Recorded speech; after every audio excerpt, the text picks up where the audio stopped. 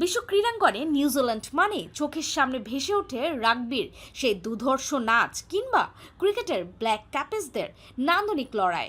তবে মাঠে সে লড়াই এবার বদলে যাচ্ছে সবুজ ঘাসের ফুটবল ময়দানে।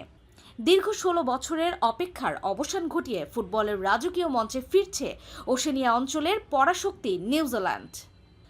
১৯৮২ এবং ২০১০ সালের পর ২০২৬ সালের আমেরিকা বিশ্বকাপে তৃতীয়বারের মতো বিশ্বজয়ের স্বপ্নে বিভোর অল হোয়াইটসরা বাছাই পর্বের অগ্নি পরীক্ষায় রীতিমতো দাপট দেখিয়ে মূল পর্বের টিকিট নিশ্চিত করেছে ডারেন বেজলির শিষ্যরা। ওশেনিয়া অঞ্চলে তাদের জয়রথ ছিল দেখার মতো। তারা জানান দিচ্ছে এবার কেবল অংশ নেওয়া নয়, হবে ধুন্ধুমার লড়াই। গ্রুপ জিতে তাদের সঙ্গী হিসেবে থাকছে বেলজিয়াম, মিশর এবং ইরানের মতো শক্তিশালী দলগুলো।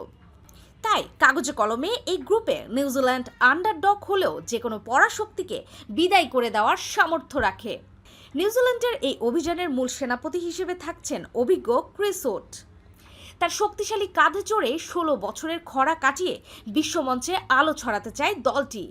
অল হোয়াইটসদের ডাক আউটে ডারেন বেসলির ট্যাকটিক্স আর মাঠে উডের গোলক্ষুদা যদি মিলে যায়, তবে গ্রুপ পর্ব পেরিয়ে নক আউটে যাওয়া হবে কিউই ফুটবল ইতিহাসের সর্বশ্রেষ্ঠ অর্জন। বিশ্ব ফুটবল এখন অপেক্ষায় আছে এক নতুন রূপকথার, যা হয়তো লিখবেন এই কিউই ফুটবলাররাই। লাটিন বাংলা।